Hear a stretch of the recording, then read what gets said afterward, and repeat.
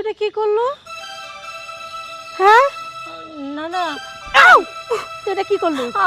কি করলো তুই এটা? আমার বিশেষ করে আমার সাদের কলসখান ভেঙে ফেলা দিল তুই এরকম করে। আমার সাদের কলসখান তুই এইভাবে ভেঙে দিলু?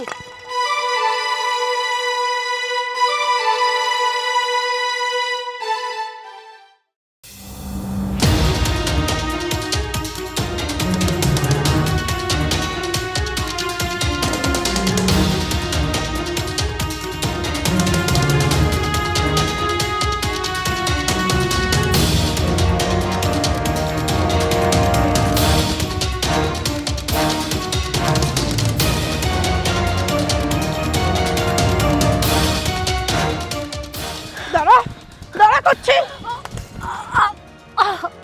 কি রে কি? এইবার তো বাঁচাবে কি যা? হ্যাঁ এইবার তোকে এবার মজা দেখাবো। আমি একটা কামের কথা কইলে তুমি ঢিলিমি করো, এইবার তো বাঁচাবে কি যা? হ্যাঁ না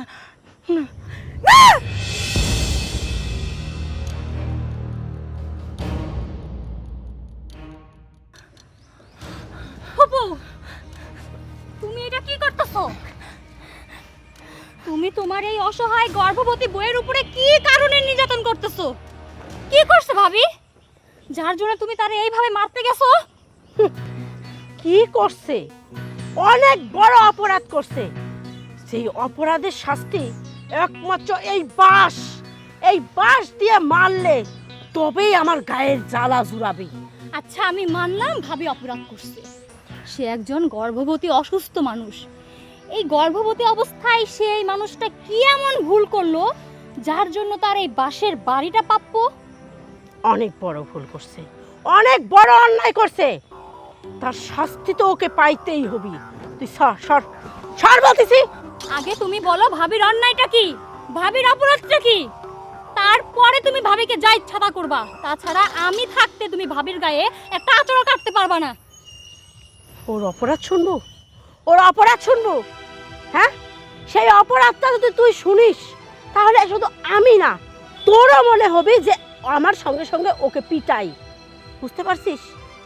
আমার ছেলেটা কত শখ করে আমাকে একটা শাড়ি কিনে দিয়ে গেছিল, আর সেই শাড়িটা ও ছিঁড়ে ফেলছে। তুই কি ভাবছিস তারপর ওকে ছেড়ে দেবো? তুই বল, এখন ওকে কি ছেড়ে দেওয়া উচিত, না তুইও আমার সঙ্গে ওকে মারবি? ফুপু, শাড়ি ছিঁড়ে ফেলছে? এই অসুস্থ মানুষটার উপরে তোমার এই একটা অভিযোগ, সে তোমার শাড়ি ছিঁড়ে ফেলছে? অথচ আমরা মানুষ যখন রাস্তায় বের হই, আল্লাহ পাক যদি রাস্তায় কোনো দুর্ঘটনা দেন, তখন আমাদের একটা হাত নষ্ট হয়ে যায়, একটা পা নষ্ট হয়ে যায়, এমনকি কেউ কেউ রোড অ্যাক্সিডেন্টে মারাও যায়। তখন কিন্তু আমরা মেনে নিতে পারি। আর তোমার একটা সামান্য শাড়ি, না হয় সোহেল ভাই তোমাকে শখ করে কিনে দিছিল, শাড়িটা তোমার একটা পছন্দের ছিল, কিন্তু তার পরিবর্তে কোনো মানুষের জীবনের দাম হইতে পারে না যে সেই শাড়ি নষ্ট হওয়ার কারণে তুমি তার জীবনটা নিয়ে নিচ্ছ। ঠিকই তো, সামান্য একটা শাড়ি ছিঁড়ে গেছে, তার জন্য এই মেয়েটার পর এরকমের অত্যাচার করবি? আজকের মতো বাইসে গেল আমার ভাই আর ভাইজির জন্যে। বুঝতে পারছিস? ওকে নিয়ে আয়। ভাবি, তুমি একদম চিন্তা করো না। আর কেউ থাকুক বা না থাকুক, তোমার এই অবস্থায় আমি তোমার পাশে আছি। আর আমি যত সময় আছি, আমার ফুপুর মতো এত জঘন্য একটা মানুষ তোমার কিচ্ছু করতে পারবে না ইনশাল্লাহ। জানো তো মিমি, আজকে যদি তুমি ঠিক সময় মতো না আসতা তাহলে এতক্ষণ আমার সন্তানের যে কি হতো ওই উপরওয়ালাই জানো। ছি ছি ভাবি, তুমি এগুলা কি বলতেছো? তুমি এখন মনে করো উপর আল্লাহ তোমার জন্য আমাকে এখানে রাখছে। চলো বাসায় চলো, ব্যথা পাইছো অনেক। চলো।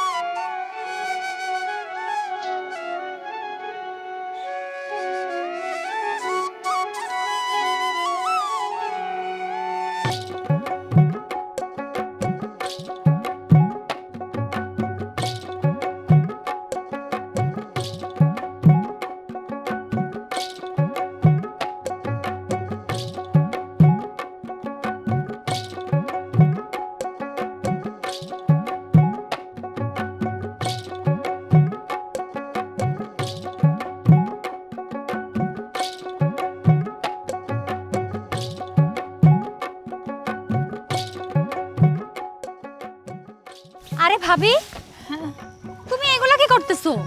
আরে ছাড়ো, খেয়াল করতেছি, জায়গাটা একটু পরিষ্কার করতেছি। ভাবি, তোমার শরীরের এই অবস্থা, এই সময় কি তোমার এই এত ভারী ভারী কাজ করা সাজে? দেখো মিমি, আমি তো এইবারের বউ, আর এই সংসারটা তো আমার। সংসারের বউ হয়ে সংসারের কাজ আমি করবো না তো কে করবে বলো? তাছাড়া আমার তো একটা দায়িত্ব আছে না? ভাবে, মানলাম সংসারটা তোমার, দায়িত্বও তোমার, কিন্তু তুমি যত ভারী ভারী কাজ করো, তোমার তো চিন্তা করতে হবে তুমি এখন একা না, তোমার সঙ্গে সঙ্গে আরেকটা মানুষ বেড়ে উঠতেছে।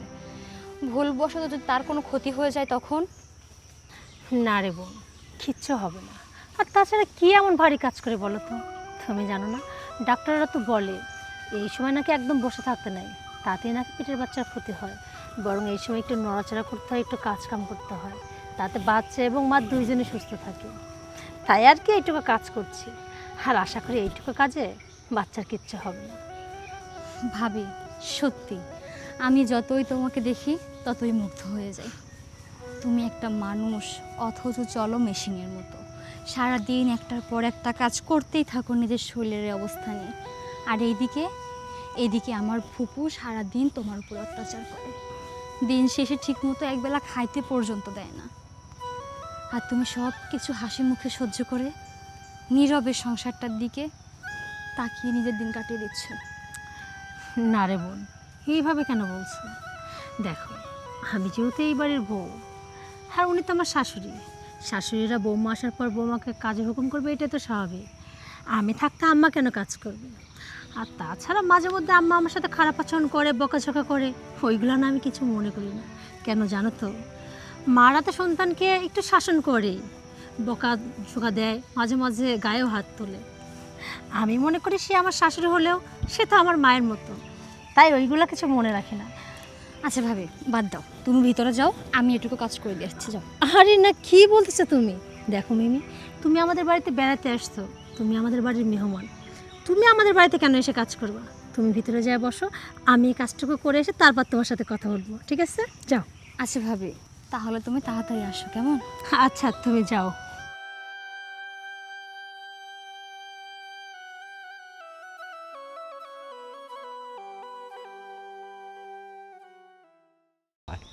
আব্বা, কই নিয়ে আসলা? শোন, তোকে আনলাম কিসের জন্য আর তুই কি করিস? কি করলাম আব্বা আমি?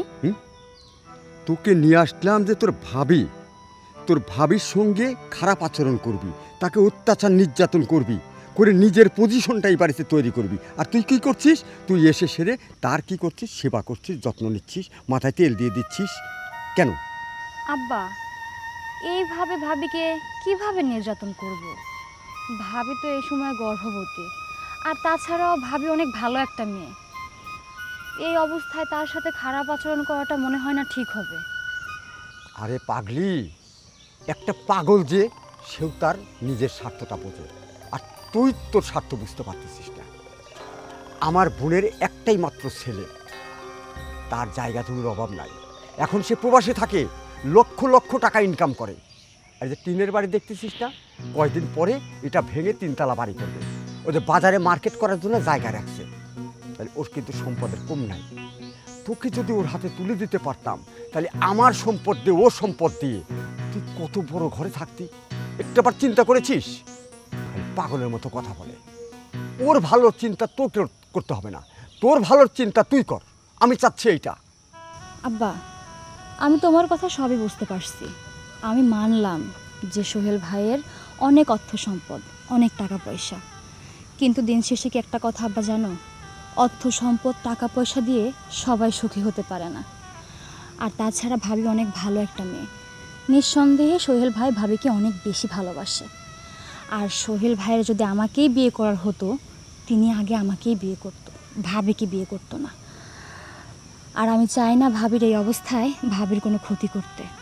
আমি তার সাথে কোনো খারাপ আচরণ করতে পারবো না আব্বা।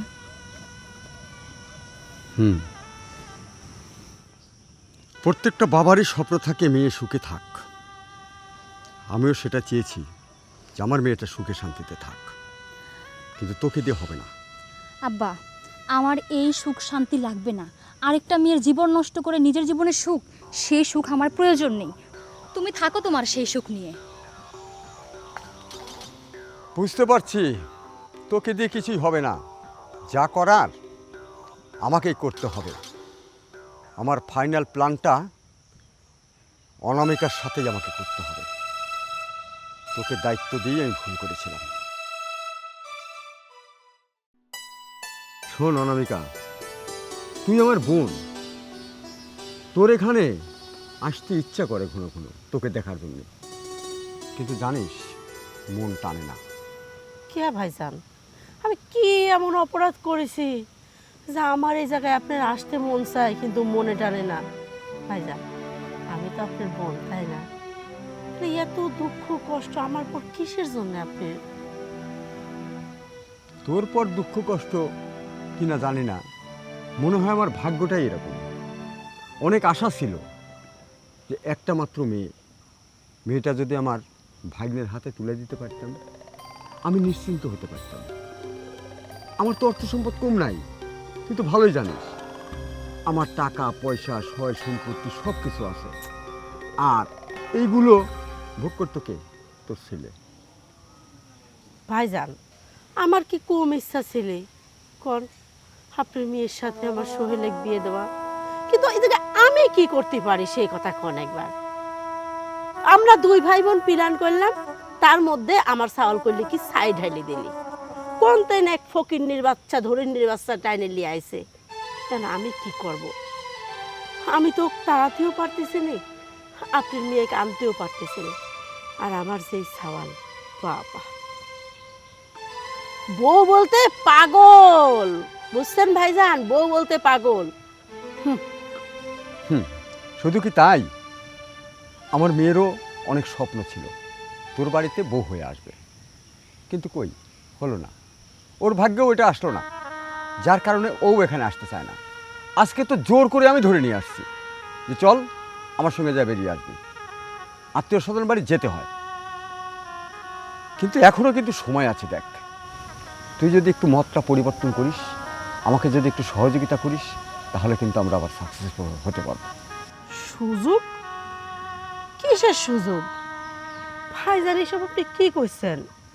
এমন আবার কিভাবে সুযোগ থাকে? তাছাড়া আমার সাওয়াল বিয়ে করে ফেলেছে, আবার সোহেল প্রবাসে থাকে, আর তার বউ এখন গর্ভবতী। এখন কি করে সুযোগ আপনি কন? এখন তো কোনো সুযোগই নেই ভাইজান। ওই জন্যই তো আরো বেশি সুযোগ। হ্যাঁ, যেহেতু বউ গর্ভবতী, ঠিক আছে, ওর উপর অত্যাচার নির্যাতন শুরু কর। আর তোর ছেলে তো বাড়িতে নাই, সে তো প্রবাসে থাকে, ওর সামনে অত্যাচার নির্যাতন তো করা কঠিন, ও সহ্য করবে না। কিন্তু এখন যেহেতু তোর ছেলে বাইরে, রাজত্বটা তো তোর হাতে, তুই ওকে ইচ্ছা মতো কাজ করাবি। যেহেতু গর্ভবতী, কাজ করতে কষ্ট হবে, ইচ্ছা মতো নির্যাতন করবি, দেখবি এক সময় এগুলো সহ্য করতে পারবে না, সুর করে বেরিয়ে গেছে। আরে ভাইজান, কি এইসব কন? ওই বককে কম অত্যাচার নির্যাতন করি নাকি? পানে তেল চুন খসলেই দেই মার। ওই মায়ের কাম বাদে নাই, নির্যাতনের মাত্রাটা বাড়া দে, কয়েকটা আইটেমও বাড়া দে তার সাথে, দেখবি সুর করে চলে গেছে। সত্যি কইছেন ভাই? অত্যাচার বাড়া দিলেই চলে যাবি? অবশ্যই। তাহলে আপনার কথা মানেই চলে, দেখি এই বউ চলে যায় কিনা। একবার যদি অত্যাচারের জ্বালায় চলে যায়, তাহলে তো আমারে পথটা ফাঁকা হয়ে যাবে ভাইজান। আমি এই জন্য বলি, আর সব সময় একটা মাথায় রাখবি একটা জিনিস, শোন, এখন তোর হাতে কিন্তু আর একটা সুযোগ আছে, সেটা হচ্ছে বউ হচ্ছে গর্ভবতী। তুই অত্যাচার নির্যাতন করবি, অনেক সময় পা তুলবি পেটের উপর লাথি মারার জন্যে, অনেক সময় লাঠি দিবি খোঁচা মারার জন্যে, যে তোর সন্তানকে নষ্ট করে দেবে। আর একটা মা কোনোদিন সন্তানকে নষ্ট করতে দেয় না। এটাই হবে তোর কাছে মরণাস্ত্র। ভাইজান, এত বুদ্ধি তো আমার মাথায় ছিল না। যাক, আপনি যদি এই বুদ্ধিগুলি কৌশলগুলি না দিতেন, হয়তো কোনো সময় পারতাম না। ভাইজান, চলেন ভিতরে চলেন, দুই ভাই বোন বসে 2 কাপ চা খাই। চা খাবো, কিন্তু আমার কথাটা মাথায় রাখিস এবং কথা মতো কাজ করিস। আরে ভাইজান, মাথায়ও আছে, আপনার কথা মতো কাজও করব। দুই ভাই বোন বিয়াই বিয়াইন হইতে হবে না? তাই তাহলে চলেন বিয়ান, চা খাই আসি। চলেন বিয়াই। ভাইজান পারেনও আপনি। আয়। ভাইজান, আপনার কথা মতোই তো সব কাজগুলা করতেছে, দেখি কতদূর কি হয়। ধৈর্য ধরে আস্তে আস্তে অগ্রসর হ, ইনশাল্লাহ সাইন হবে। কি ব্যাপার, আপনার শান্তি ওই যে চলে আসে। মামা, এই যে আপনার চা।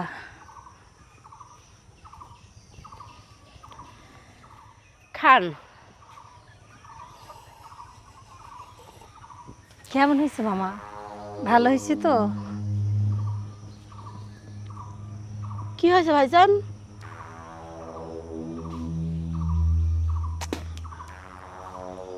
এটা চা, এই চা মানুষ খায়? দেখি।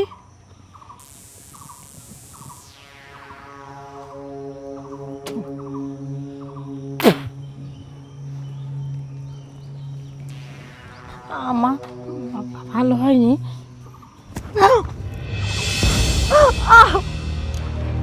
কি বানাইছিস? এই, এটা কি বানাইছিস? হ্যাঁ, আমি তো চাই বানাইছিলাম। এটা চা বানাইছিস তাই না? এটা চা বানাইছিস? এটা খাওয়া যায়? ওই, এটা খাওয়া যায় ক? হ্যাঁ, এটা চা না শরবত? তুই খুব ভালো করে জানিস তোর মামা শ্বশুরের ডায়াবেটিস আছে, তুই তারপরে ইচ্ছা করে এত চিনি দিয়ে চা বানাইছিস যারা আমার ভাইয়ের অসুবিধা হয়, তাই না? মনে মনে এত শয়তানি। একটা কাজের কথা কইলাম, একটা কাজও করিস না, একটা কাজও করিস না, সব কাজ ভুলভাল করে রেখে দিস। ভাইজান, দেখছেন তো কত পরিমাণ শয়তানি মনের মধ্যে নিয়ে থাকে। আম্মা বিশ্বাস করেন, আমি ইচ্ছে করে সত্যি চিনি বেশি দেইনি। স্বাভাবিক চাতে তো মানুষ 1 চামচ চিনি দেয়, আমি তো ওইটাই দিছিলাম। ওইটাই দিছিস? আরে তোকে তো চিনি দেওয়ার কথা নিষেধ করা হয়েছে, তারপরে তুই চিনি দিয়ে বানাই নিয়ে আইছিস।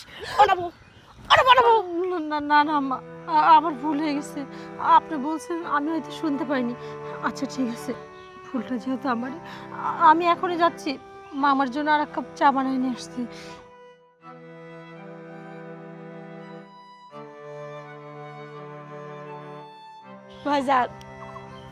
ভাইজান কেমনি দিলাম? ভালোই দিয়েছি। দেখছেন তো, এইরকমই করতে হবে। আর চাটা কিন্তু ঠিকই ছিল, কিউটা তোকে তো আমি ধরিয়ে দিলাম। ভাই এইভাবেই যদি অল্পতেই নির্যাতন করি তাহলে ঠিক চলে যাবে, তাই না? দেখছেন তো আমি কত ভালো নির্যাতন করতে পারি। আমি তো প্রথমে মনে করেছিলাম যে আমার এই চালটা তুই ধরতে পারবি না, দেখলাম যে না, আমার বোন আমার বুদ্ধি ঠিকই ধরে নিয়েছে।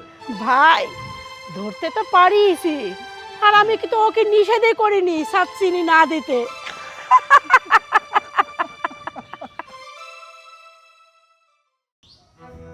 কি গরম রে বাবা, একটু কাজ করতে না করতে এরকম হাঁপায় যায়। শরীরটাও না ভালো যাচ্ছে না। আমাকে কত করে বললাম, আমার কোনো কথাই শুনলো না।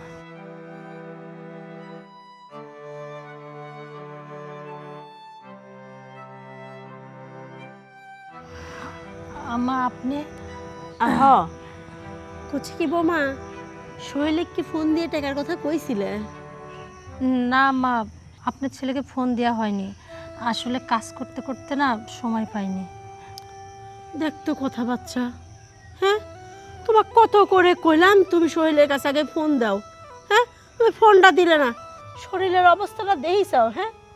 আর তুমিও নিজেই কইলে আমার শরীরটা ভালো না, আমার ডাক্তারের কাছে নিয়ে যাওয়া লাগবে।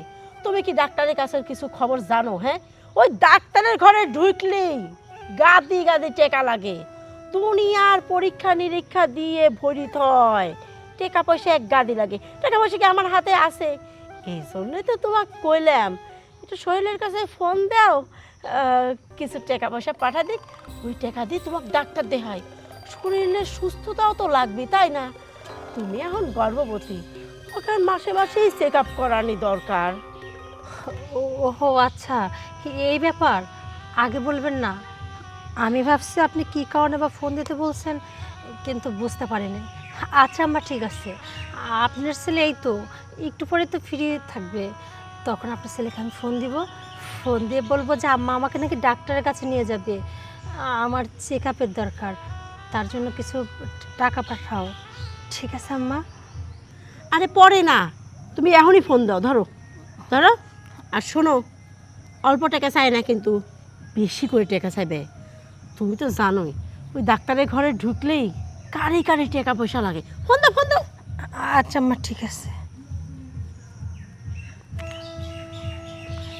হ্যালো, হ্যাঁ কেমন আছো? এই তো আমি ভালো আছি। হ্যাঁ, বাড়ির সবাই ভালোই আছে। আসলে আমি তোমাকে ফোন দিছি একটা দরকারে, বুঝছো? আর বলো না, ওই যে আম্মা বলতেছিল আমার যে শরীরের অবস্থা, এই সময় নাকি সবসময় ডাক্তার দেখাতে হয়, চেক আপ করাইতে হয়, তাছাড়া বাচ্চা কেমন আছে সেটা তো বোঝা যাবে না। তাই আম্মা বলল তুমি কিছু টাকা পাঠিয়ে দাও। আম্মা নাকি আমাকে ডাক্তারের কাছে নিয়ে যাবে, বুঝছো? আসলে কত টাকা লাগবে না গেলে তো বোঝা যাবে না, তুমি একটু বেশি করে টাকা পাঠাও। আর যদি তারপরেও টাকা লাগে তাহলে আম্মা তো ফোন দিবে বা আমিও বলবো, তখন তুমি টাকা পাঠিয়ে দিও। হ্যাঁ আচ্ছা ঠিক আছে। হ্যাঁ আজকে এই যে আম্মার সাথে কথা বলো নাও। বাজান, হ্যাঁ হ্যাঁ আমি ভালো আছি। বলছি কি, তুমি যদি একটু তাড়াতাড়ি টাকাটা পাঠা দিতে, তো বৌমাকে একটু তাড়াতাড়ি হাসপাতালে নিয়ে যেতাম। শরীরটা বেশি ভালো নয় বাজান, গর্ভবতী মানুষ তো কখন কি হয়ে যায় না হয়ে যায়। একটু তাড়াতাড়ি পাঠা দাও, তাহলে এখন রাহি আমরা রেডি হই। আচ্ছা ঠিক আছে। আম্মা, তাহলে আমি এখনই যাই রেডি হব? কোনে? ওই যে ডাক্তারের কাছে নিয়ে যাবেন না আমাকে, এই শাড়ি পরে ডাক্তারের কাছে কিভাবে যায়? আর একটা শাড়ি বদলাই ফেলি।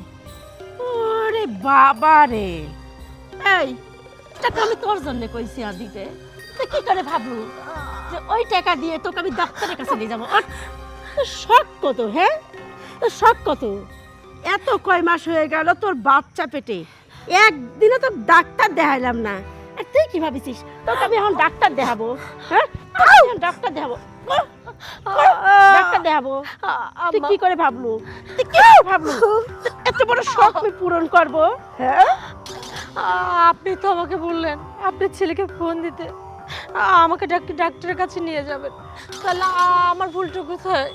আরে ওইটা তো ছিলে আমার একটা পিলান, বুঝছিস? যেন আমার ছেলের কাছে কতগুলি টাকা নিতে পারি, টাকা নিয়ে যাতে আমি সেটা খরচ করতে পারি আমার মন মতো, বুঝতে পারছিস? শোন, আমি চাই না যে তোর এই গর্ভের সন্তান পৃথিবীর আলো দেখুক, আর আমি থাকতে সেটা আমি কোনো সময় সম্ভব হতে দেব না, বুঝতে পারছিস?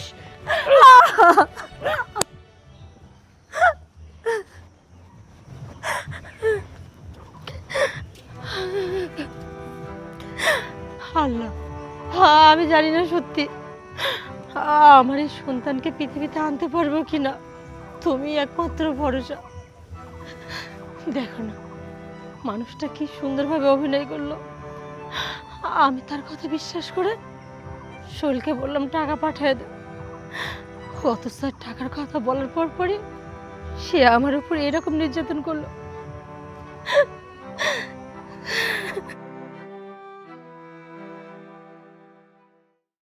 আচ্ছা ফুপু, তোমরা কি এটা ঠিক করতেছো বলো? তোমার অসহায় গর্ভবতী বৌমার উপরে এরকম নির্যাতন না করলে কি হইতো না? বাবা, যার জন্য করি চুরি সেই কয় চোর। এই যে এত কিছু করতেছে শুধু তোর জন্যে, বুঝছিস? তোর স্বপ্ন পূরণ করার জন্যে। আমার স্বপ্ন পূরণ করা মানে? কে বুঝিস না তুই? আরে তুই যে সোহেলকে এত ভালোবাসিস, আর তোর বাবার কত আশা ছিল সোহেলের সাথে তোকে বিয়ে দেওয়া, আর তোর বাবার কথা কি বলবো, আমার কি কম আশা ছিল? তুই আমার একমাত্র ভাইজি, আমার একমাত্র ছেলের সাথে তোকে বিয়ে দিয়ে নিয়ে আসবো, তুই আমার বাড়িতে এসে রাজত্ব করবি। সেটা হওয়া বাদ দিয়ে আমার ছেলে কোথায় থেকে গিয়ে এক ফকিন্নির বাচ্চা ধরে নিয়ে আসলো। আর আমার সেই ফকিন্নির বাচ্চার সঙ্গে একবারই থাকতে হচ্ছে। আর তাকে আমি অত্যাচার করব না। আমার স্বপ্ন মাটি হয়ে গেল। আমি তোকে এই বাড়ির বউ বানায় নিয়ে আসতে পারলাম না। আমার কত আশা ছিল, কত।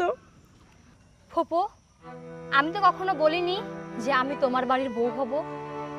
হ্যাঁ, আমি এটা মানলাম যে আমি একটা সময় সোহেল ভাইকে অনেক ভালোবাসতাম, এখনো হয়তো বাসি, কিন্তু সোহেল ভাই আমাকে কখনোই ভালোবাসেনি। সে সবসময় আমাকে তার বোনের চোখে দেখছে। আর এখন যেহেতু সোহেল ভাই আরেকটা বিয়ে করছে, বিয়ে করে সুখে আছে, আমি তার সুখেতেই সুখী। সোহেলের সুখী তোর সুখ মানে? তুই এসব কি বলতেছিস?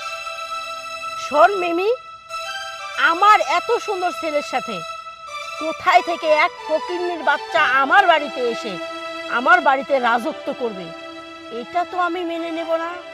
তোকে বলে রাখলাম, যেভাবে হোক, যে করেই হোক, আমি ওকে এই বাড়ির থেকে তাড়াবই এবং তোকে এই বাড়িতে বউ বানিয়েই আনবো, সেটা তোকে বলে দিলাম। ফুপু, একটা কথা সব সময় মাথায় রেখো, তোমরা যেই কাজটা করতেছো এটা কিন্তু ভুল, এটা কিন্তু অন্যায়। শোন, ন্যায় অন্যায় আমি বুঝি না। আমি অনামিকা যেটা ভালো মনে করব সেইটাই করব, বুঝতে পারছিস? চল, তোর জন্য ভালো ভালো রান্না করছি, খাবি, আয়।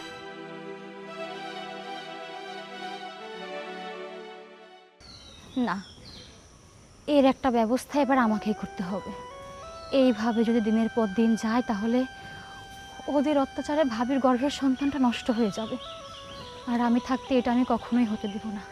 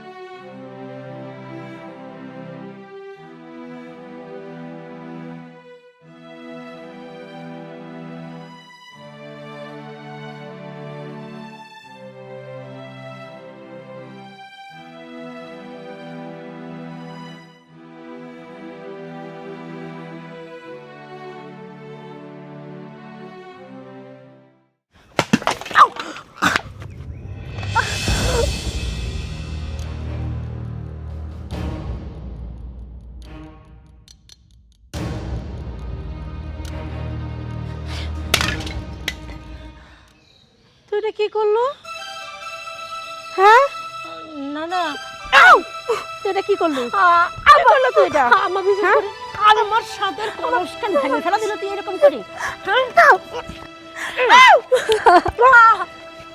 আমার সাদের কলসটা তুই এইভাবে ভেঙে দিলু? ফকিন্নির বাচ্চা, বাপের বাড়িতে তো কিছু আনার মনে হয়নি। চুপ, একদম চুপ। আমার কথার উপরে একটা কথা কব না কিন্তু। এই, এই, বাপের বাড়িতে তো কিছু আনার মরদ হয়নি।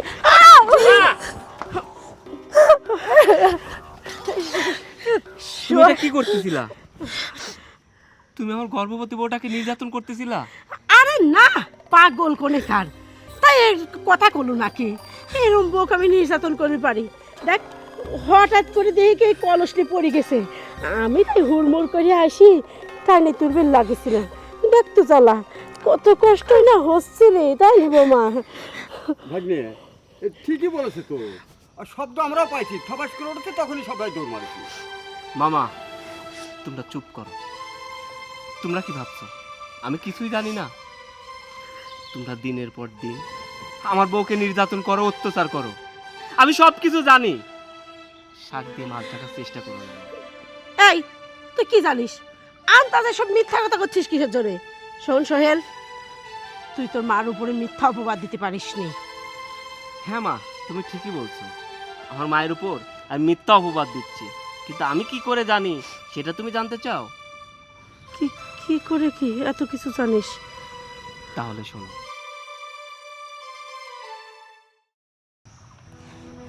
এটাই সময়, এই সুযোগে ভাইয়াকে ফোন করে সব কিছু বলে দিতে হবে, তা না হলে ভাবির এই কষ্ট আমি আর চোখে দেখতে পারতেছি না।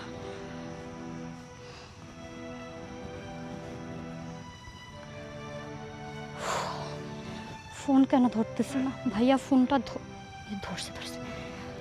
আসসালামু আলাইকুম সোহেল ভাইয়া। সোহেল ভাইয়া, আমি মিমি বলতেছিলাম। তুমি কেমন আছো ভাইয়া? ভাইয়া তুমি তো প্রবাস গেছো, অনেক দিন হয়ে গেছে, তুমি দেশে আসবে কবে?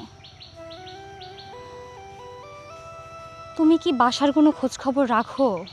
তোমার বাড়িতে কি হচ্ছে, কে কেমন আছে, ফুপু কেমন আছে, তোমার বউ কেমন আছে? না ভাইয়া, কেউ ভালো নেই। তোমাকে ফুপু যতই বলুক যে ফুপু ভালো আছে, ভাবি ভালো আছে, ফুপু ভালো থাকলেও ভাবি ভালো নেই। ভাবিকে ফুপু ভালো থাকতে দিচ্ছে না। তুমি হয়তো জানো না ভাবির উপরে কতটা জুলুম অত্যাচার করা হচ্ছে।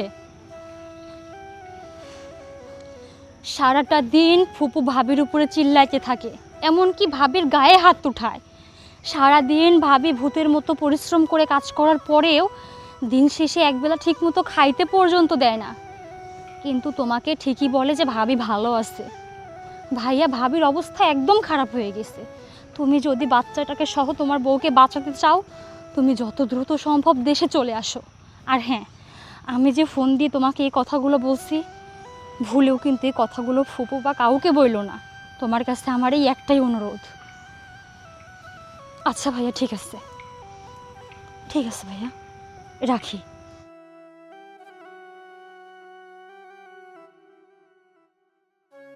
এখন যদি ভাবির একটা ব্যবস্থা আল্লাহ করে, মেয়েটার কত কষ্ট করবে।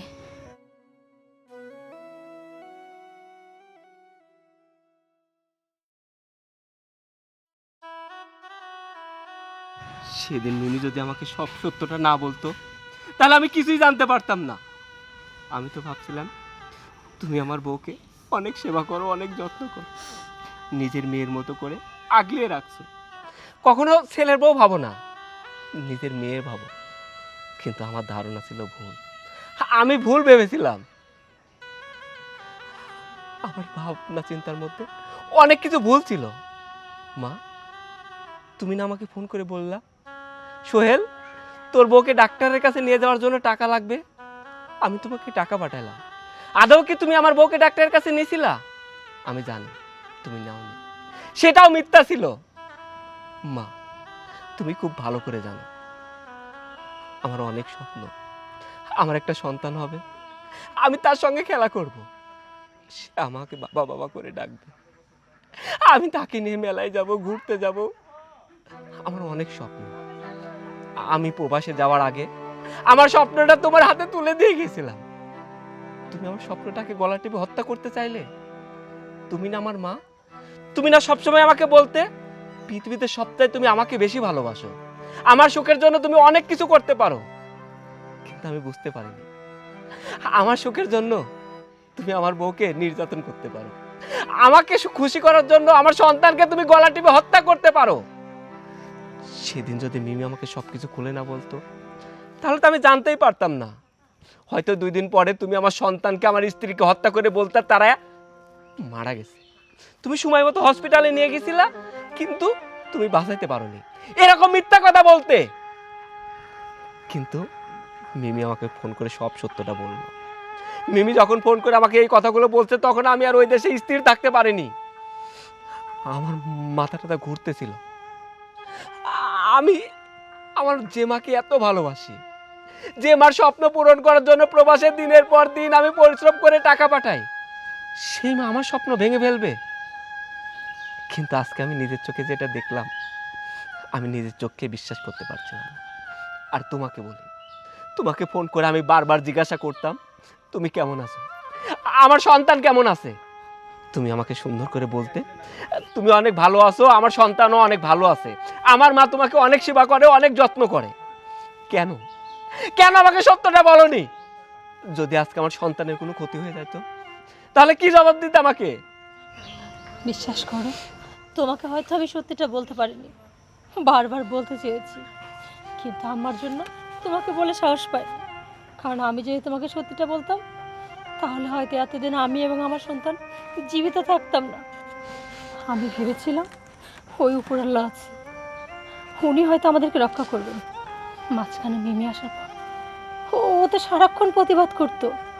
ও আমাকে সবসময় বলতো, ভাবি বাচ্চার এবং আপনার যত্ন নেন, কিন্তু আমার জন্য আমি কিচ্ছু করতে পারিনি। আমি সব বুঝতে পারছি, মিমি আমাকে সব বলছে। আর মামা, আমি আপনাকে বলি, আপনি কি চান? আপনার মেয়ে সুখে থাকতে, তাই না? আপনি একটা জিনিস ভুলে গেছেন, আমি বিয়ে করছি, আমার বউ গর্ভবতী। আমার বউটাকে তাড়িয়ে আপনার মেয়েকে আমার সঙ্গে বিয়ে দিতে চান? আপনার মেয়েকে জিজ্ঞাসা করেন, আপনার মেয়ে কখনোই আমাকে বিয়ে করতে চায়নি। আচ্ছা, আপনার মেয়েটা এত ভালো, আপনার মনের মধ্যে এত নোংরা কেন? যাই হোক মা, আমি প্রবাস থেকে আসার সময় একটা সিদ্ধান্ত নিয়েছি, আমি আর এই বাড়িতে থাকবো না। আমি আমার বউকে নিয়ে অন্য কোথাও চলে যাব, যেখানে আমার বউ আমার সন্তান নিরাপদ নয়, সেই জায়গাতে আমি থাকবো না। সূচনা, চলো। সোহেল, কি বলতেছো তুমি এইগুলা? এটা তোমার বাড়ি, আর তুমি ছাড়া তো মায়ের কেউ নাই। তুমি যদি আমাকে নিয়ে এই বাড়ি থেকে চলে যাও, মা তো পুরো একা হয়ে যাবে। আমি জানি মা আমাকে পছন্দ করে না। এই বাড়ি থেকে আমি যাই, তুমি থাকো। না, আমার মায়ের সন্তানের দরকার নেই, নাতিপুতির দরকার নেই। আমার মায়ের তো শুধু দরকার টাকা। আমার মাকে সমস্ত টাকা পয়সা দিয়ে আমরা চলে যাব। চলো সূচনা, এই বাড়িতে আর এক মুহূর্তেও না। চলো। সোহেল, সোহেল ভাইজান, এই শুধুমাত্র আপনার জন্যে, আপনার কুবুদ্ধি শুনে আমার সাওয়ালরা আজকে বাড়িতে চলে গেল। আপনি যদি আমার বাড়িতে এসে এই কুবুদ্ধিগুলি আমাকে না দিতেন, তাহলে আমার সব কিছু থেকে যাইতো। ফুপু, একটা কথা বলি কি, আমার বাপকে দোষ দিয়েও লাভ নেই, আর আপনাকে বলেও লাভ নেই। কথাই আছে না, অতি লোভে তাঁতি নষ্ট।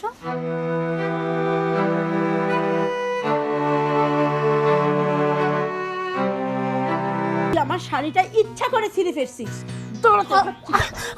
এই, তুই আমার ইচ্ছা করে শাড়িটা ছিঁড়ছিস না? এইবার দেখ তোর সাথে আমি কি করি। না না, আমার আউ! আউ! আউ! আউ! আউ!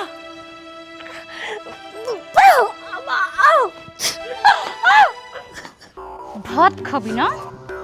তোরা তো আজকেই শেষবারের মতো ভাত খাবো।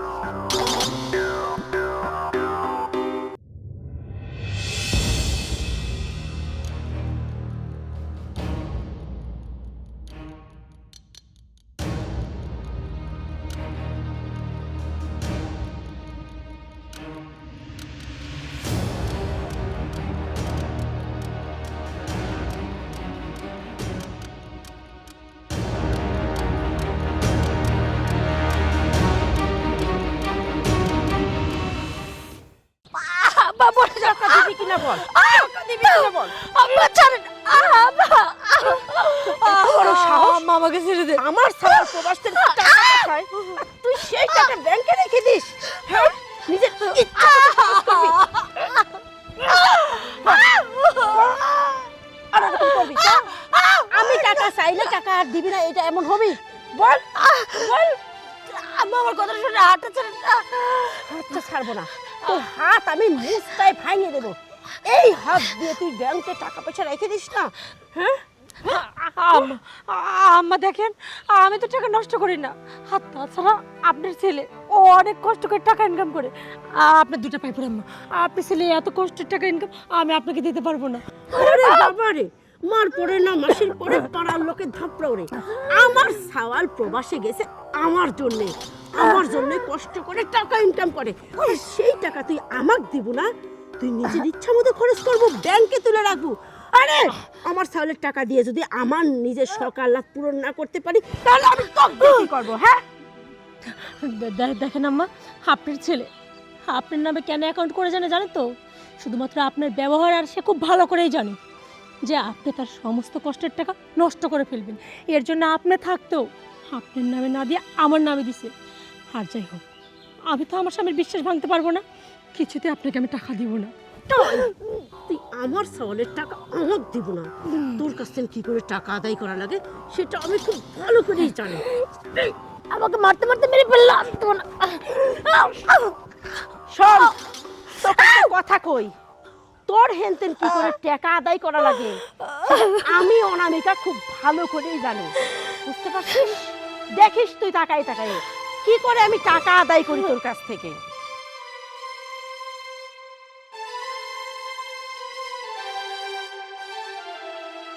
শুধুমাত্র তোমার টাকাগুলো আগলে রাখার জন্য আজকে আমাকে এতটা নির্যাতন সহ্য করতে হচ্ছে। শুধু আমি না, সাথে আমার সন্তানের, অথচ এই মানুষটার মনে একটু দয়া মায়াও নেই। আমার কথা নাই বা ভাবলো, আমার সন্তানের কথা তো ভাবতে পারতো না। যত কষ্ট হোক আমি টাকাগুলো দেব না, ওগুলো আমার স্বামীর গায়ের রক্ত জড়ানো টাকা। যে করে হোক টাকাগুলো তো আমাকে আগলে রাখতেই হবে, রাখতেই হবে।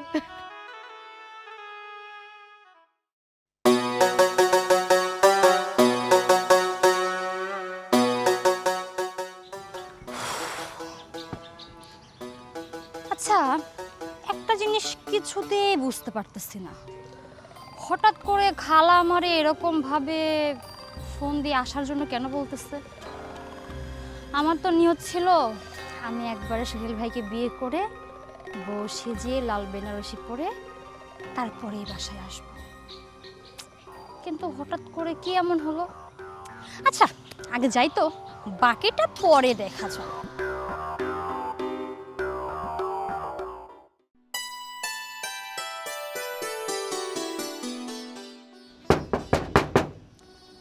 খালা, খালা।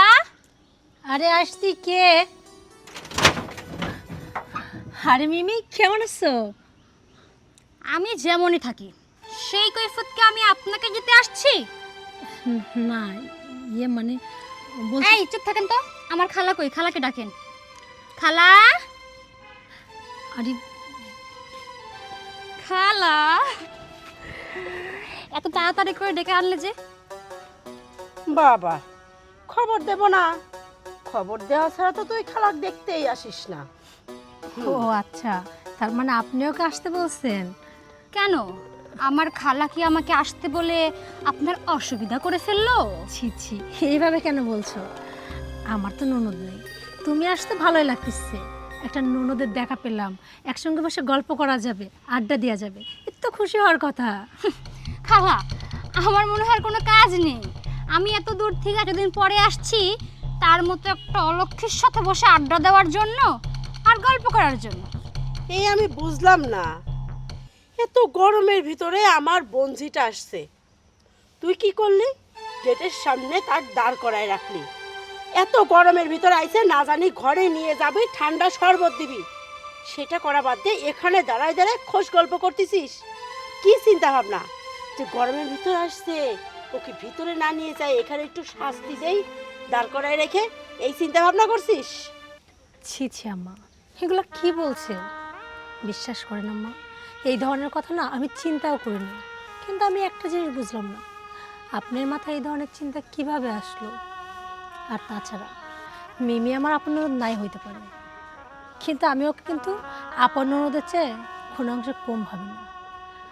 আসলে একটা মানুষ তো বাড়ির উপর আসলে প্রথমে তাকে জিজ্ঞেস করে কেমন আছে না আছে, আমিও ঠিক সেটাই জিজ্ঞেস করছিলাম। কিন্তু ও প্রথমেই আমাকে দেখা মাত্র যেভাবে রিয়াক্ট করলো না, মনে হচ্ছিল ও আমাকে দেখে ক্ষেপে গেছে বা বিরক্ত বোধ করছে। আর তারপরে তো আপনি নিজেই চলে আসলেন, আপনি সেই তো কথা বলছেন। এই ফকিনের বাচ্চা, এই জায়গায় দাঁড়াই এখন আমার সঙ্গে সঙ্গে মুখে মুখে তর্ক করতেছিস? হ্যাঁ, যা বাড়িতে যা, গিয়ে আমার বঞ্চির জন্য ঠান্ডা ঠান্ডা শরবত বানা। চল এখান থেকে, যা।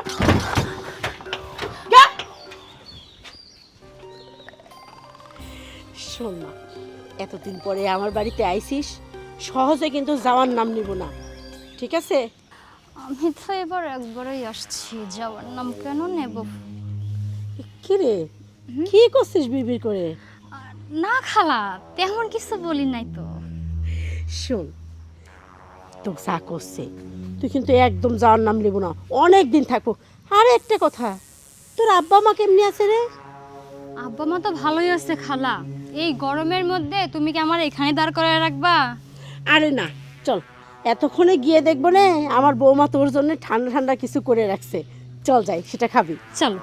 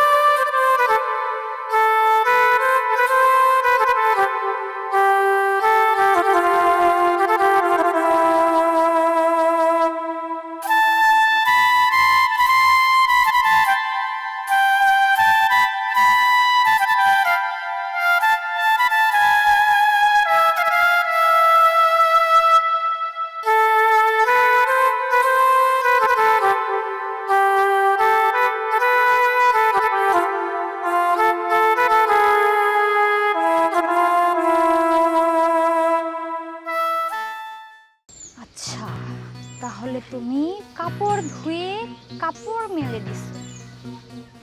এত সুন্দর করে পরিষ্কার করে ধুয়ে কি লাভ হলো? যদি সেই পরিষ্কার করে ধোয়ার পরেও তোমারে আমি একটু মেডিসিন দেওয়াই, কাপড়টা ছিঁড়বো আমি, নাম হবে তোমার, কারণ কাপড়টা পরিষ্কার করে ধুয়েছো তুমি।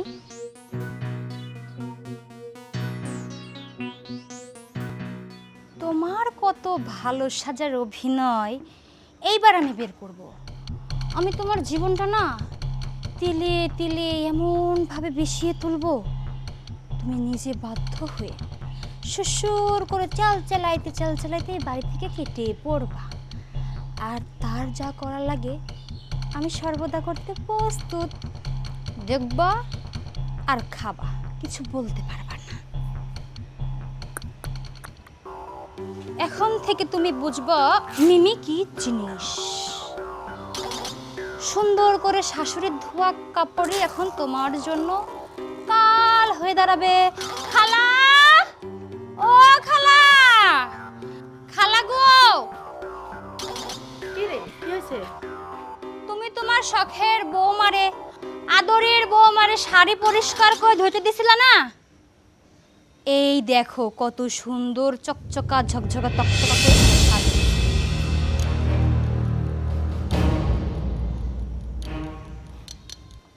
এই ফকিন্নের বাচ্চা, এদিকে আয়। আসতেছি আম্মা। তাড়াতাড়ি আয়। আম্মা ডাকতেছিলেন? হয়, ডাকতেছি।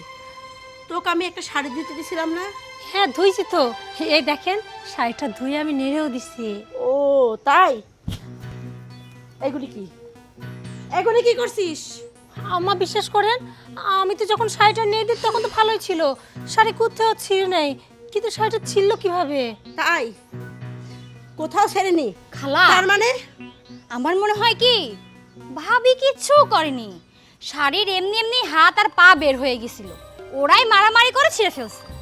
না না, বিশ্বাস করেন আম্মা, আমি এরকমটা বলতে চাইনি, তবে সত্যি বলছি, আমি তো নিজে শাড়িটা কাচ্ছি, তখন দেখছি কোথাও ছিঁড়া ছিল না।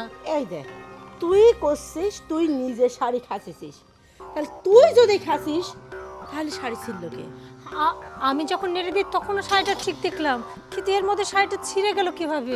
এই মিথ্যা কথা কর, জায়গা পাস না। হ্যাঁ, তুই আমার শাড়িটা ইচ্ছা করে ছিঁড়ে ফেলছিস, দৌড়াতে থাকছিস। এই, তুই আমার ইচ্ছা করে শাড়িটা ছিঁড়ছিস না? এইবার দেখ তোর সাথে নাকি। না না আম্মা, তুই আমি ছিঁড়ে ফেলবো।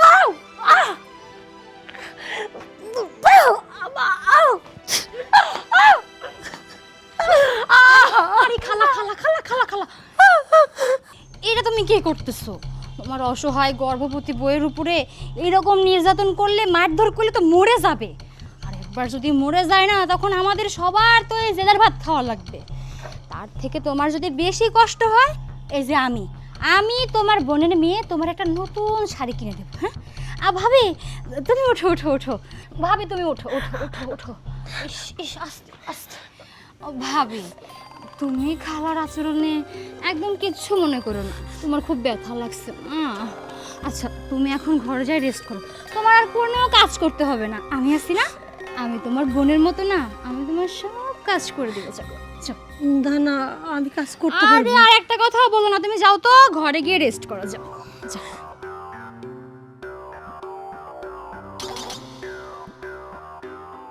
এই তুই আমাকে মারতে দিল না কিসের জন্য?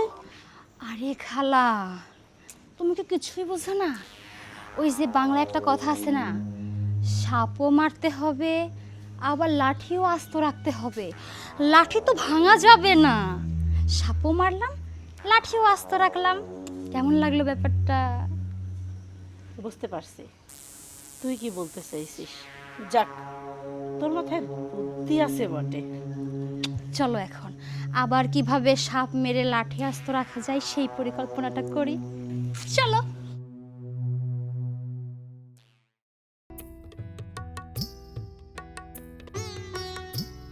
আরে ভাবি, আস্তে আস্তে। আপনি জানেন না, রান্না করতে বসলে গরম পাতিল ধরার জন্য আলাদা কাপড় নিয়ে বসতে হয়। তা অবশ্য ঠিকই বলছো। আর শুনেন, আপনার এই অবস্থায় এত কষ্ট করে রান্না করতে হবে না, আমি আছি না, আপনার ননদ আছে না, একদম চিন্তা করবেন না। আপনি যান, আমি রান্নাটা করে নিয়ে আসতেছি। আমি রান্না করতে পারবো, আমার শরীর একেবারে এতটা খারাপ নেই। তুমি মেহমান, তুমি ভিতরে যাও। আরে ভাবি, ওঠেন না, কোনো সমস্যা নেই, রান্না তো প্রায় হয়েই গেছে, এই শেষের টুকু আমি জাল দিয়ে নিয়ে আসতেছি, খালা কিচ্ছু জানবে না। দেখো, তুমি মেহমান মাছ রান্না করার বিষয়টা কেমন দেখায় না, তুমি যাও। ভাবি, আমি আপনাকে সত্যি অনেক ভালোবাসি, ওই দিন একটু মুখে রাগ করছিলাম, তাই আপনার এই কষ্ট দেখে আমার সত্যি সহ্য হচ্ছে না। এই গরমের মধ্যে আপনি রান্না করবেন আর আমি সুস্থ মানুষ দাঁড়ায় থাকবো, তাই কি হয়? আপনি ঘরে গিয়ে ঠান্ডা বাতাসে রেস্ট করেন, যান। আচ্ছা ঠিক আছে, তুমি যেহেতু এত করে বলছো। আপনি যান, রান্না শেষ করে নিয়ে এসে দুই ননদ ভাই বউ একসঙ্গে বসে খাবো। হ্যাঁ পারবা তো তুমি? হুম। আচ্ছা। পারবো না মানে? আমি মিমি পারবো না তাই কখনো হয়? আমি মিমি কাজের কাজ না পারলেও না আকাশটা খুব ভালো মতোই পারি। রান্না হয়ে গেছে, সবাই চেটে পুটে স্বাদে খাবে, এমন খাওয়াই খাবে যে হাত দিয়ে রান্না করছো তোমার ওই হাতটাই আর লাগবে না। সেই টেকনিকটা আমি খাটাচ্ছি, বেশি কিছু না। সুন্দর করে এই বয়মের সম্পূর্ণ লবণটুকু আমি এখন এই তরকারির মধ্যে দিয়ে দেব, স্বাদ একটু বেশি হবে, কেউ বুঝতেও পারবে না।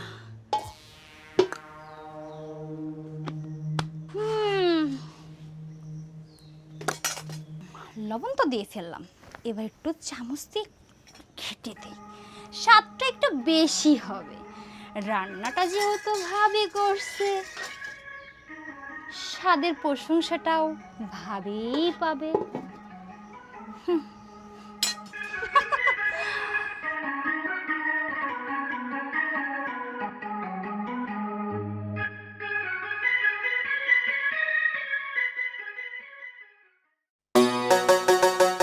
আম্মা, কোথাও যাচ্ছেন? হ্যাঁ, যাচ্ছি এক জায়গায়। এই শাড়ি দুটো আবার কই নিয়ে যাচ্ছে? রাজুর মার কাছে দুইটা খেতা পাতি দেবো, তো কয়টা কাপড় কম পড়েছে, তো এই দুইটা আবার দিয়ে আসিলি যায়। আম্মা একটা কথা বলবো? কি কথা?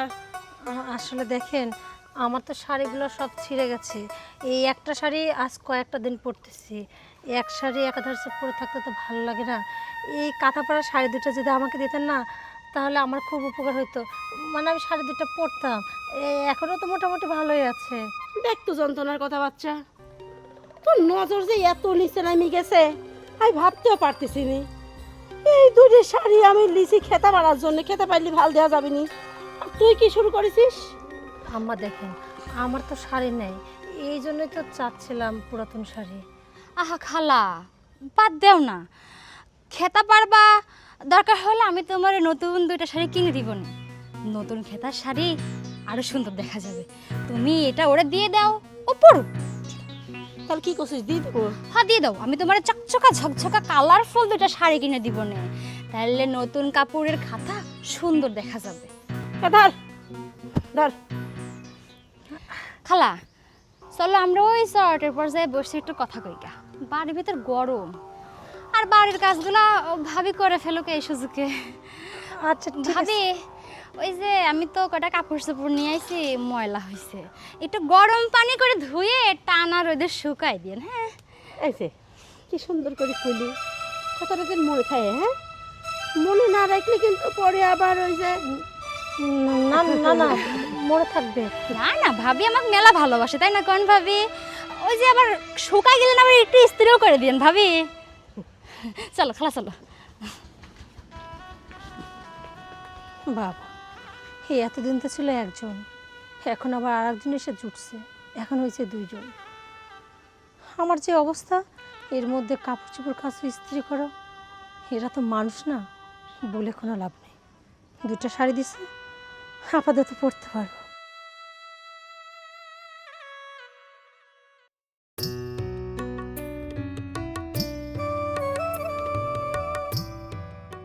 যাক, খিদেও লাগাইছিলি, বান্দা মতো মেলাগুলি রাখছে। এই ভাত বলে এখন পেট ভরে খাবো, তারপর আমার শান্তি। এই বোমা, জি আম্মা। তোমার ঘরে ফোন বাজতেছে তো। আপনি ফোনটা ধরলেও তো পারতেন, মনে হয় আপনার ছেলে। না, একজনের ফোন আরেকজন ধরা ঠিক না। কিন্তু খাইতে বসলে। আরে এই জায়গায় ভাতা থাও, কেউ তো নেই। কথা কই আসো আগে। আচ্ছা আম্মা ঠিক আছে, আপনি একটু ভাতটা দেখেন। হ্যাঁ আচ্ছা সে দেখো না, আমারও তো বাড়ির ভিতরে একটু কাজ হয়েছে। আপনি একটু দাঁড়ান, আসতেছে।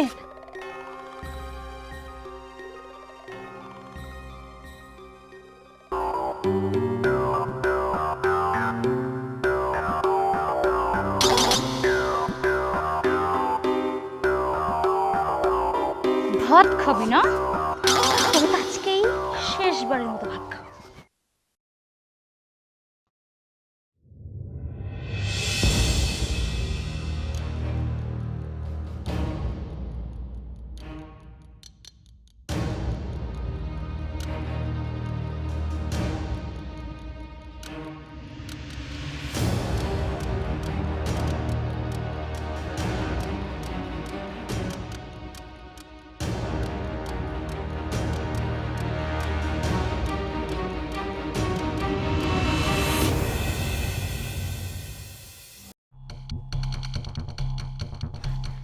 আম্মা, আরে অফিস থেকে ফোন দিছিল। কি ব্যাপার? আম্মাকে বললাম ভাতটা একটু দেখতে, আম্মা চলে গেছে। উফ, ফোনটা একটু দেখবে না, তাও না। অফিসের আর খেয়ে দেয় কাজ নেই, জিপির থেকে সারাক্ষণ ফোন দিতেই থাকে। এখন ভাতগুলো পেট পুরে খাই। খাও ময়না, একদম পেট ভরে খাও। হ্যাঁ হ্যাঁ, বেশি করে খাও, কারণ আজকে তো তোমার শেষ খাওয়া, আর কখনো খাইতে পারবা না। ব্যাপারটা কি? ও এত সময় যাবত খেয়ে যাচ্ছে, ওর তো কিছুই হচ্ছে না। তাহলে কি দোকানদার আমাকে ডেট ফেল বিষ দিল? না, আমি তো নিজের চোখে দেখে শুনে বিষটা নিয়ে আসলাম, তারপরেও তো কিছুই হচ্ছে না। যে ধরো নিজের অশান্তিতে বাঁচতেছি না, আর একটা বিষ খাওয়াইছি, তাও বিষ খাওয়া কিছুই হইতেছে না। হ্যালো, আপনি এখানে? কি ভেবেছো? কি খালো? যে বিষ দিলাম, এই বিষ ভাত খাইলো, কে খালো? কিন্তু মরে না কেন? কে মরবে? বিষ কে খালো? কে মরবে? খালো মজা করতেছেন আমার সাথে, তাই না? খালো তুই সুন্দর অভিনয় শিখেছ, ভবিষ্যতে কামাই করে খেতে পারবে। কেন খালো? যে কাজটা করেছো নিজের মনকে জিজ্ঞাসা করো। খালু, আমি আবার কি করছি? কই, আমি তো কিছু করিনি, আমি তো জাস্ট এমনি এখানে দাঁড়াই আছি। তুমি এমনি দাঁড়িয়ে আছো, তুমি ভাবছো বিষ দিলাম, একটা মানুষ বিশালা ভাত খেলো, কিন্তু মরলো না কেন? হ্যাঁ তাই তো। না না না না না না না না না। হ্যাঁ হ্যাঁ হ্যাঁ, ঠিকই আছে সব, কিন্তু মরবে কি করে? আমি তো ভাতের প্লেটটা পাল্টিয়ে দিয়েছি। আচ্ছা খালু, আমি তাহলে একটু ভেতরে যাই। হ্যাঁ, আমারও খিদে লাগছে, তো আমি একটু ভাত খাবো। যাই খালু। হায় রে মানুষ, হ্যাঁ, একজনকে মেরে ফেলার জন্য ভাতের প্লেটে বিষ মিশিয়ে দেয়। ছি, মানুষের অন্তরটা কেমন যেন নষ্ট হয়ে গেছে। পারবে না, যতক্ষণ আমি পাশে আছি না, চেষ্টা করতে থাকো, পারবে না। মিমি খুব ভালো আছে, কিন্তু তুই আসলে একটু ভালো লাগতো, বুঝছিস? দুই বোনে মিলে বসে কত গল্প সল্প করতাম, কত প্ল্যান প্রোগ্রাম করতাম। তোর তো আসার নামই নেই, বোনের কথা ভুলেই গেছিস তুই। আচ্ছা, তোকে একটু পরে ফোন দিচ্ছি। হ্যাঁ, কি তোমাকে একটা কথা কব। কও শুনি। আচ্ছা, এই যে বৌমাটার পর এই যে অবস্থা, বৌমার গর্ভবতী মানুষ, তার উপর এত অত্যাচার নির্যাতন করো, তোমার কি একটু মায়া হয় না? শোনো, আমার বৌমার উপর আমি অত্যাচার করব কি নির্যাতন করব, সেটা সম্পূর্ণ আমার ব্যাপার। তুমি এসব বিষয়ে কথা কয় না তো। তুমি বাড়ির পুরুষ মানুষ, পুরুষের মতো থাকো, মেয়েলি বিষয়ে মাথা ঘামাতে যাও না। না, আমি করছি কি, যে ধরো মেয়েটার তো এখন একটু যত্নের দরকার। আচ্ছা, তুমি তাক দিয়ে ভারী কাজ করাচ্ছাও, করাও, সমস্যা নাই।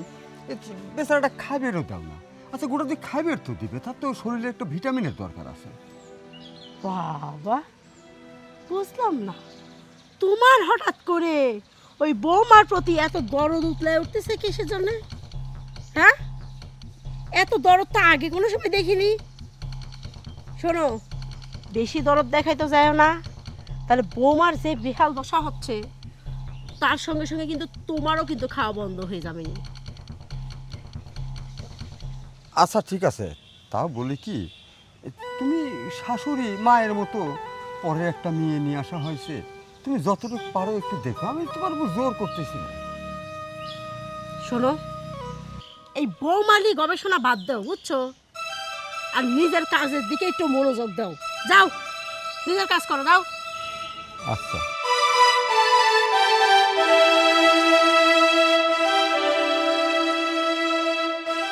হ্যাঁ, তাহলে কইছে তো দুলা ভাই, বৌমার প্রতি দরদ উতলাইয়া উঠতেছে।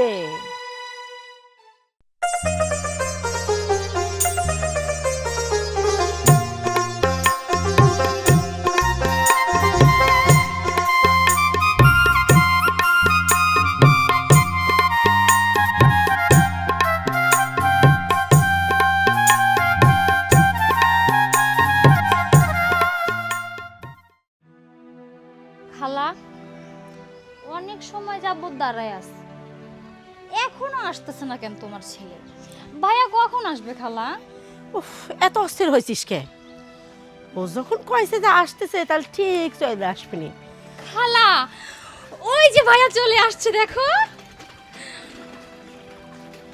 বাজান, কেমন আছিস?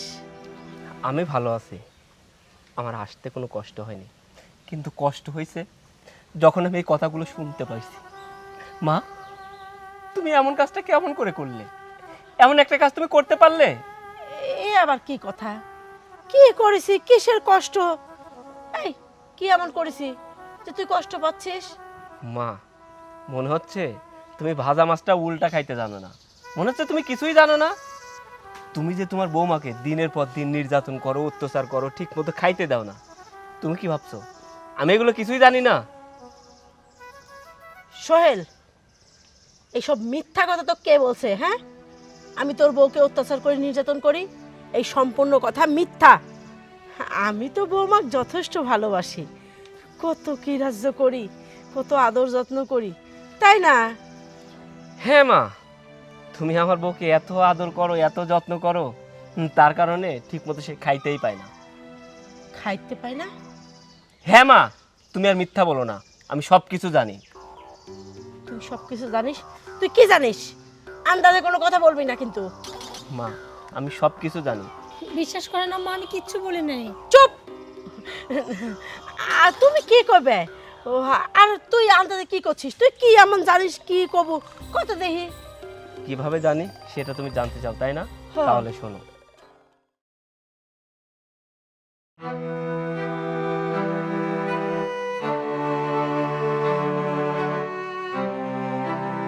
আসসালামু আলাইকুম। ওয়ালাইকুম আসসালাম। বাবা, তুমি কেমন আছো? আলহামদুলিল্লাহ ভালো আছি, তুই কেমন আছিস? আলহামদুলিল্লাহ, আমি অনেক ভালো আছি। সোহেল, এখন কি ফ্রি আছিস? হ্যাঁ বাবা, আমি সবেমাত্র ডিউটি শেষ করে রুমে ফিরলাম। আচ্ছা, আমি কয়টা কথা বলবো, একটু মনোযোগ সহকারে শুনিস বাবা। হ্যাঁ বাবা বলো, কেন বাড়িতে কোনো কিছু হয়েছে? না, তেমন কিছু হয়নি। তুই দুশ্চিন্তা করিস না। বৌমা তো এখন গর্ভবতী।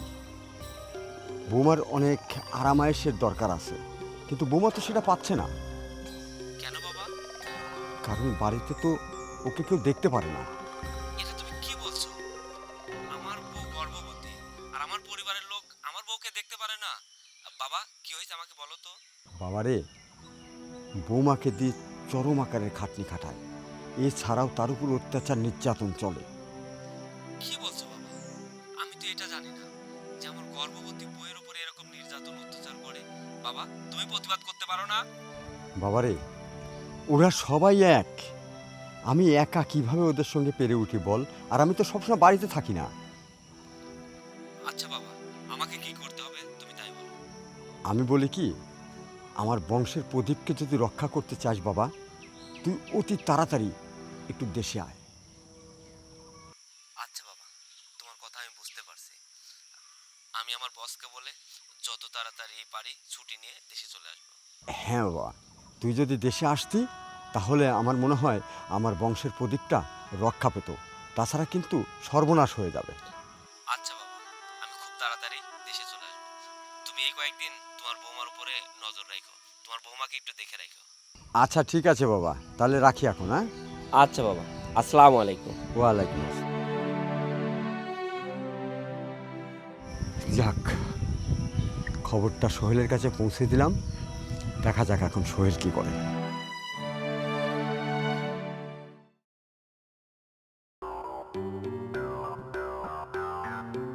তুমি মা, বাবাকে বকে লাভ নেই। বাবা তো যেটা সত্য সেটাই বলছে। কিন্তু তুমি এমন একটা কাজ কেমন করে করলে বলো? তুমি না আমার মা, তুমি আমার মা হয়ে আমার সঙ্গে অভিনয় করলে। বাহ মা বাহ, কি সুন্দর অভিনয়। আমি ছেলে হয়ে আমার মায়ের অভিনয় বুঝতে পারিনি, আমি ধরতে পারিনি। আচ্ছা মা, সূচনার কি অপরাধ বলো, যার এই অপরাধের কারণে তুমি তাকে এই শাস্তিগুলো দিছো? তার একটাই অপরাধ, সে গরিব মানুষের মেয়ে। মা, গরিব মানুষের কি ভালোবাসার অধিকার নেই? গরিব মানুষের কি ভালো করে সংসার করার অধিকার নেই? আচ্ছা মা, তোমার আর কত টাকার প্রয়োজন বলো? এই যে আমি দূরপ্রবাস থেকে মাথার ঘাম পায়ে ফেলে দিনের পর দিন পরিশ্রম করে টাকা ইনকাম করি, সেই টাকা তোমাদের ভালোর জন্য এই দেশে পাঠাই। অথচ তোমার শুধু টাকা দরকার, টাকা দরকার, টাকা দরকার। আমি তো তোমাকে ভালো করে চিনি, তুমি আমার মা। আমার বাবাটাকেই কোনোদিন তুমি শান্তিতে থাকতে দাওনি। তুমি যেটা বলছো আমার বাবাকে সেটাই শুনতে হয়েছে। আর এই জন্য আমি তোমার অ্যাকাউন্টে টাকা পাঠাই। আমি জানতাম আমি এত কষ্ট করে টাকা উপার্জন করে যদি তোমার অ্যাকাউন্টে পাঠাইতাম তাহলে সেই টাকা তুমি নষ্ট করে ফেলতে। আমি সূচনাকে অনেক বিশ্বাস করি, সূচনাকে অনেক ভালোবাসি। শুধু আমি ভালোবাসি না, সূচনাও আমাকে অনেক ভালোবাসে। জানো মা, সূচনা যেদিন ফোন করে আমাকে বলল, সোহেল তুমি কি কাজ করো, আমি সত্যটা বলতে চাইনি। তারপরে যখন বললাম, জানো দূরপ্রবাসে কত কষ্ট করে টাকা উপার্জন করতে হয়, 18 ঘন্টা 20 ঘন্টা ডিউটি করে আবার ওভার টাইম করতে হয়, রুমে এসে নিজে রান্না করে খাইতে হয়। সূচনা আমাকে বলছিল, তোমার ওই দেশে অত ইনকাম করার দরকার নেই, তুমি বাড়িতে চলে আসো, প্রয়োজনে আমরাও অল্প খাবো, তবুও তো আমরা একসঙ্গে থাকতে পারবো। তুমি আমাদেরকে ভালো রাখার জন্য এত কষ্ট করতেছো। তারপর থেকে আমি যে টাকা পাঠাইতাম ওই একটা টাকাও বাজে খরচ করতো না। তুমি জানো অনেক প্রবাসীর বউরা আছে যে স্বামীর টাকা পেলেই সে নিজের ইচ্ছা মতো খরচ করে, সেই টাকাগুলো নষ্ট করে ফেলে। কিন্তু আমার বউটা নিজে কখনো একটা ভালো পোশাক পরেনি, নিজে কোনোদিন একটা টাকা বাজে খরচ করেনি। ও সবসময় ভাবতো আমার স্বামীটা এত কষ্ট করে টাকা উপার্জন করে, সেই টাকা আমি বাজে পথে কেমনে করে খরচ করব। আর তুমি আমার মা হয়ে আমার কষ্টের টাকা খরচ করার চেষ্টা করলে, আর সেই টাকা দিল না জন্য তাকে নির্যাতন করলে, অত্যাচার করলে। মা, ওনার গরিব মানুষের মেয়ে, ওকে তোমার পছন্দ হয় না, ওকে এই বাড়ি থেকে তুমি তাড়িয়ে দিবে, কিন্তু ওর গর্ভে তো এই বংশের প্রদীপ, আমার সন্তান। তুমি তাকে নির্যাতন করলে তোমার কষ্ট হতো না? তাকে তুমি নির্যাতন করলে তোমার কষ্ট হলো না? আর মিমি, তোকে বল, তুই না একটা মেয়ে মানুষ, একটা মেয়ে মানুষ হয়ে একটা মেয়ে মানুষকে এরকম নির্যাতন করতে পারলি, এরকম অত্যাচার করতে পারলি? আমি তোর থেকে এটা আশা করি। আজকে বাবা যদি সঠিক সময় আমাকে এই খবরটা না দিত, হয়তো আমার বউকে আমি বাঁচাতে পারতাম না।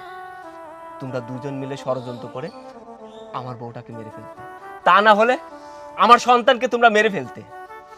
যাই হোক সূচনা, চলো আমরা আর এই বাড়িতে থাকবো না। যে বাড়িতে আমার সন্তান নিরাপদ নয়, সে বাড়িতে আমরা থাকতে চাই না। তা অবশ্য ঠিকই বলছো। আমি শুধুমাত্র আমার সন্তানের কথা ভেবে আর তোমার কথা ভেবে এই বাড়িতে দিনের পর দিন আমার সমস্ত অত্যাচার মুখ বুজে সহ্য করছি। শুধুমাত্র চেয়েছিলাম আমার সন্তানের জন্য ভালো থাকে, কিন্তু না, তোমার মা আমার কথা তো দূরে থাকে, আমার সন্তানের কথাও কখনো ভাবিনি। আর আমি আমার সন্তানের জন্য সব কিছু করতে পারি। চলো সূচনা, চলো। বাবা দাঁড়া, তোরা যেখানে যাস আমাকেও তোরা সঙ্গে করে নিয়ে যা। আমি আর এই নরকে থাকতে চাই না। না না বৌমা, সোহেল, আমাকে তোরা মাফ করে দে। দেখ বৌমার না আসলে কোনো দোষ নেই। তুই প্রবাস থেকে টাকা পয়সা পাঠাইছিস সব বৌমার নামে। বৌমার কাছ থেকে যখন আমি টাকা চাইতাম, বৌমা বলতো এভাবে টাকা পয়সা নষ্ট করা যাবে না। আমি খুব এক্সট্রা খরচ করতাম, আমি নিজের মন মতো খরচ করতে পারতাম না বলে আমার খুব রাগ হইতো।